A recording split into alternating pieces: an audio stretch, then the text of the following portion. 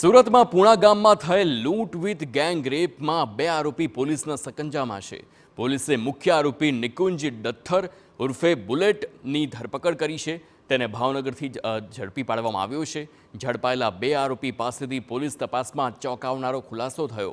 હવસખોર આરોપીએ પોતાની હવસની ભૂખ એકવાર ન સંતોષતા 2 કલાકમાં મહિલા પર 3 વખત દુષ્કર્મ આચર્યાનો ઘટસ્ફોટ થયો.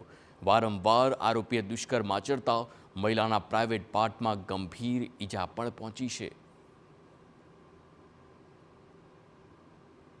તો સુરતમાં ગઈકાલે બનેલી હૈયું હચમચાવનારી ઘટના બની હતી.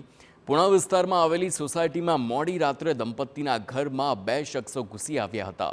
આરોપીઓએ ચપ્પુ બતાવી મહિલાના પતિને બંધક બનાવ્યા બાદ 2 શખ્સોએ પત્નીને ધાબા પરથી ઢસડી જઈ વારાફરતી દુષ્કર્મ ગુજારી તેનો વિડીયો ઉતાર્યો. આરોપીઓએ દુષ્કર્મ ગુજાર્યા બાદ જતી વખતે 30,000 અને 2 બ્રેસલેટની લૂંટ પણ ચલાવી.